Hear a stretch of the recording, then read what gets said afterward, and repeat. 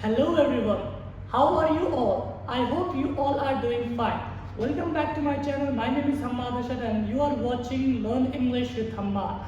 So आज हम बात करने वाले हैं कुछ ऐसे सेंटेंसेस की जो हम अपनी लाइफ में बोलते हैं कि किसी ना किसी ने तो मेरे पेन चुराए हैं, किसी ना किसी ने तो इन्फॉर्मेशन लीक की है, किसी ना किसी ने ना कोई तो मेरे कमरे में आया था।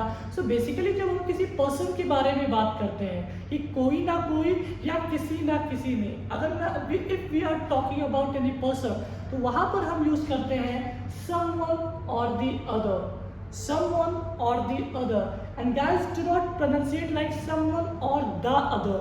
It will be wrong because the concept is कि जब भी आपका दा के बाद आपका कोई भी वर्ड, जो पहला वर्ड है वो वॉवेल आता है, जैसा कि ओ हमारा एक वॉवेल है, तो अगर यहाँ पर वॉवेल आता है तो हमें इसको प्रोनाउंसिएट दा नहीं करना होता है बल्कि दी करना होता है। तो चलिए हम अब इस स्ट्रक्चर को कुछ एग्जांपल्स के साथ समझते हैं।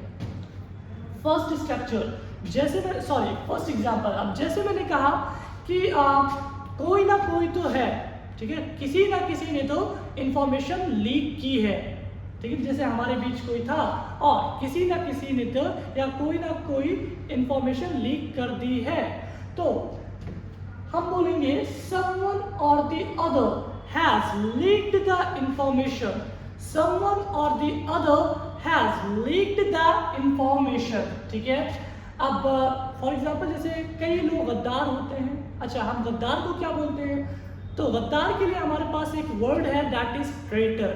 ट्रेटर, TRAITER, ट्रेटर, ठीक है। तो अब मान लीजिए किसी टीम में कोई गद्दार है, ट्रेटर है, वो किसी टीम में काम कर रहा है और उसने अपनी जो इन्फॉर्मेशन है वो लीक कर दी किसी अपने दुश्मनों को, ठीक है। तो मैं कहूँगा कि किसी ना किसी ने तो हमारी इंफॉर्मेशन लीक की है। Someone or the other has leaked the information, ठीक है। So let's understand with another example and that is, जैसे मैंने कहा किसी ना किसी ने तो मुझे बुलाया, ठीक है, किसी ना किसी ने तो मुझे बुलाया। Someone or the other called me. Someone or the other called me. अब मैं नेक्स्ट एग्जाम्पल को समझाने से पहले मैं आपको एक रील्स के बारे में याद दिलाना चाहता हूँ कि you must have watched this reels, बहुत ही पहले ट्रेंड्स में थी कि क्या होता है कि वहाँ पर एक गर्ल होती है और वो अपनी मम्मी से कहती है कि कोई तो होएगा, ठीक है, कोई तो होएगा जो मुझसे सब्जियां नहीं बनवाएगा, राइट। सो उसमें इस तरह से कहती है। तो उसी सेंटेंसेस को मैंने ट्रांसलेट किया है इंग्लिश में। देयर वुड बी समवन और द अदर, कोई तो होगा, who would not force me to cook vegetables. There would be someone who would not force me to cook the vegetables. अब मैं थोड़ा सा साइड हो जाता हूँ और आप ले सकते हैं इसका स्क्रीनशॉट।